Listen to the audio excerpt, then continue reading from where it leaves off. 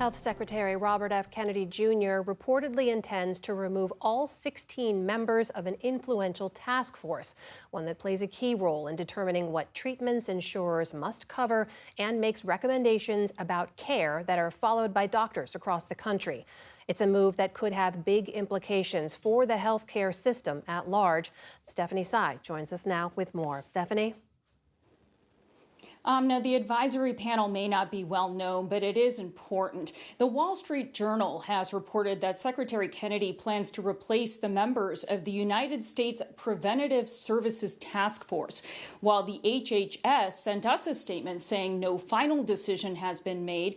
The American Medical Association wasted little time expressing its concerns, sending a letter to the health secretary over the weekend. For more, we're joined now by Dr. Bobby Mukkamala. He is a surgeon and the president of the AMA. Dr. Mukkamala, thank you so much for joining us. So since the Affordable Care Act was enacted, this task force has determined which preventative screenings, which medications should be covered by insurers at no cost to patients. That's a lot of power. How would you describe its importance in patient care?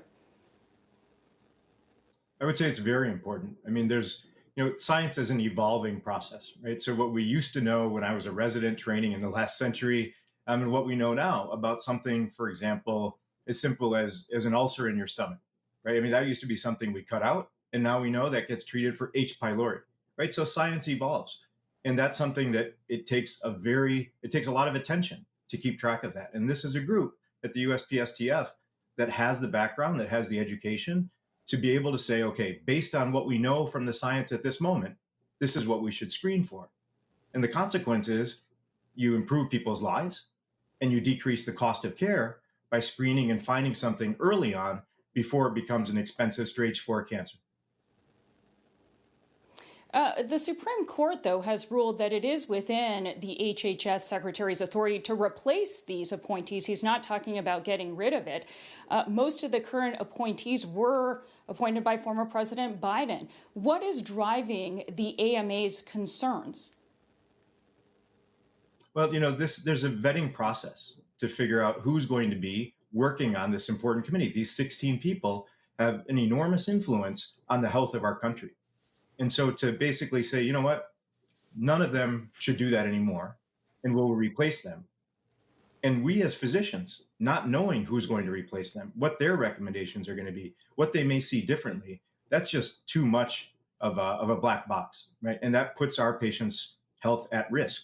And that's why they were fine. They were doing a good job. And all of that information, all the recommendations they made were useful to us because they were based on science. Not knowing what's going to come next is putting our patients' health at risk and the health of this country at risk. About 100 million privately insured people get preventative services each year at no cost under the ACA requirements. How might these decisions trickle down to patients? Yeah, it's going to be a bad trickle down, right? Because what's going to happen is right now, if you get a colonoscopy to screen for cancer, and that's covered because it's under the USPSTF's recommendation, and all of a sudden, for whatever reason, the mind changes, or there is no USPSTF. And now all of a sudden that's something that is optional, right? It's not something that's recommended by a body that really studies it hard. Then what is an insurance company going to do? It's somewhat likely, maybe very likely, that they'll say, you know what, if there's not a body that says this is something you should get done, then this is something that we're not going to cover for free. You'll have to pay for it. And where does that leave the people in this country when there's something that they need medically to catch something early based on the evidence and the science, but they got to pay for it, right? That is a bad direction to go in the health of our country. I have not seen anything from Secretary Kennedy suggesting that something like a routine colon screening would be off the table with a new task force. But I do know that conservative critics have accused the existing task force of allowing gender ideology and other liberal ideas to creep into its work. They cite, for example, its recommendation for HIV prevention drugs to be covered, which Christian employers have taken issue with. Doctor, is that a legitimate criticism? No, I don't think so. I mean, when I look at science, it's not a matter of political opinion that gauges that science, right? When you find somebody with HIV before they realize that they have it, we can do a lot to keep them healthy, right? And that's a scientific thing. That's not something that's based on somebody's political side. And that's why we should defer to science to help decide how to keep our country healthier and how to help people that have a controversial condition when it comes to the politics of it to be healthy.